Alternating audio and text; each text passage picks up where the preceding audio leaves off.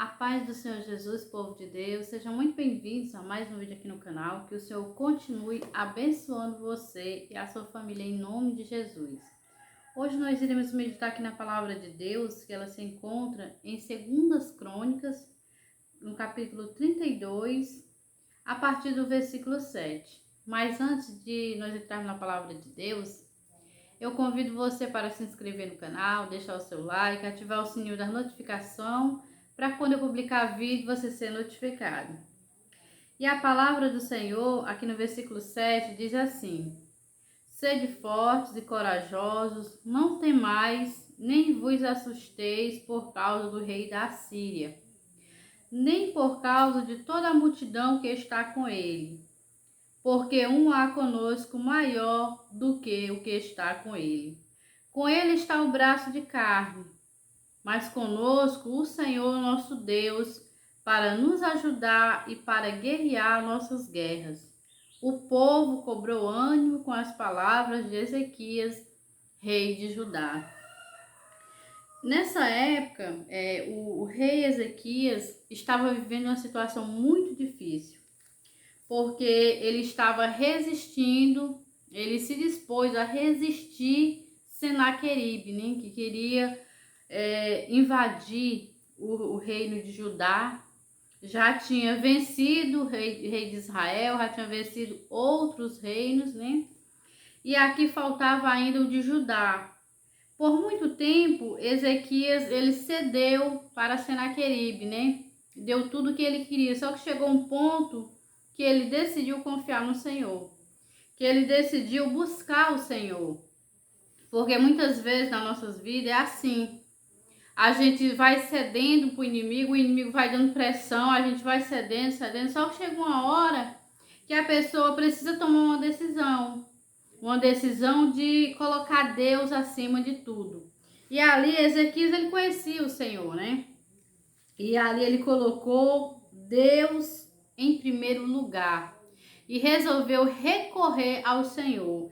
A palavra do Senhor aqui nos diz no versículo 3, no versículo 2, diz assim: Vendo, pois, Ezequias que Senaqueribe vinha e que estava resolvido a pelejar contra Jerusalém, resolveu, de acordo com os seus príncipes e os seus homens valentes, a tapar as fontes das águas que havia fora da cidade, e eles o ajudaram. Quer dizer, o inimigo não poderia ver o que o rei ainda tinha, que eram as águas, né?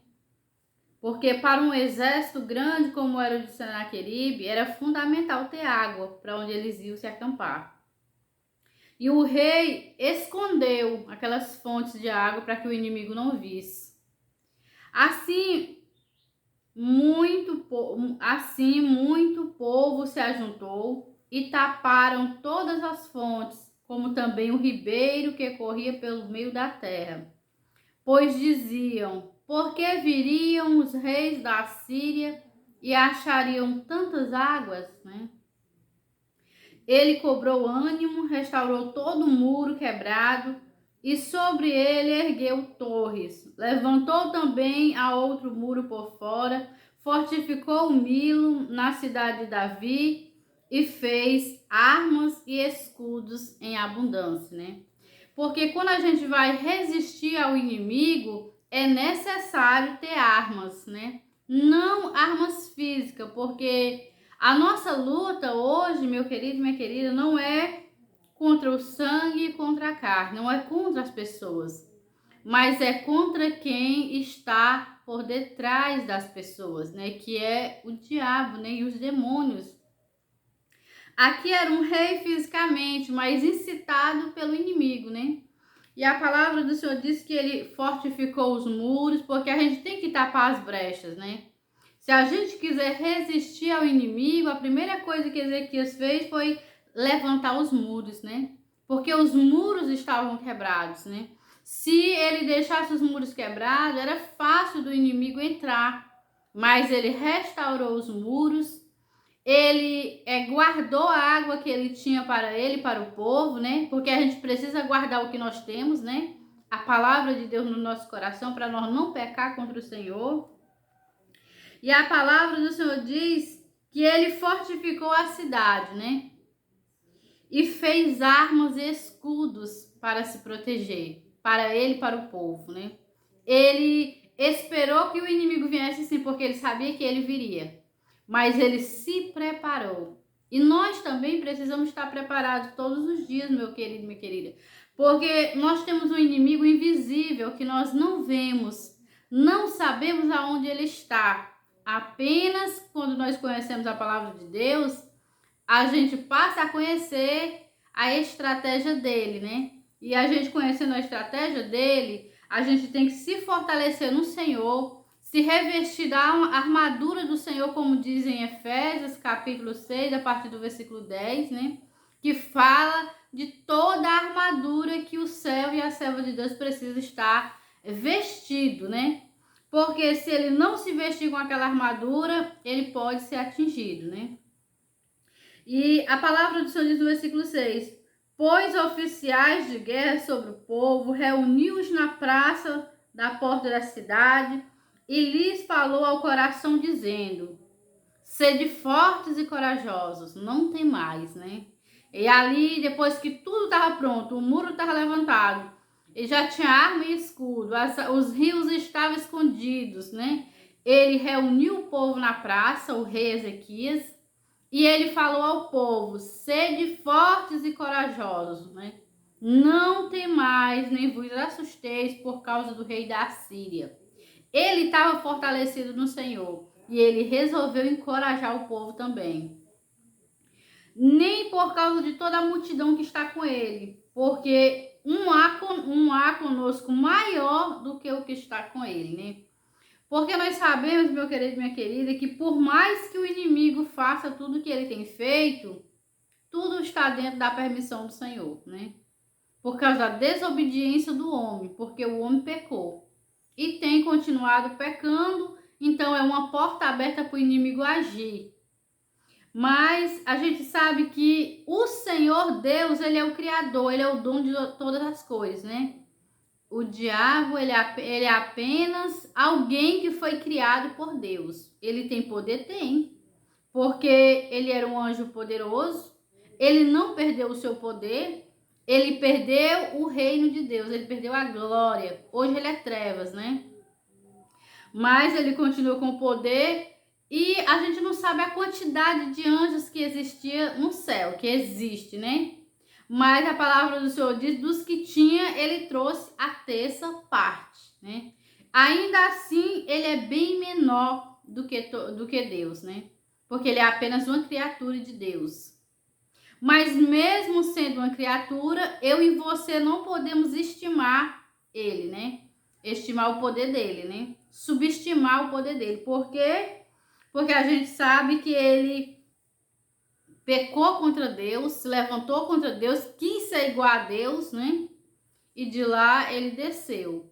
E quando ele desceu, a palavra do Senhor nos diz: ai da terra, né? Porque o diabo e os demônios desceram com toda a fúria. É por isso que ele faz tudo que ele tem feito e vai continuar fazendo. Por quê? Porque o fim de todas as coisas está chegando. E a palavra do Senhor diz que ele sabe que pouco tempo lhe resta. Ele, sabendo disso, ele vai fazer de tudo para o homem e a mulher ir para o lago de fogo junto com ele, porque ele não quer ir sozinho.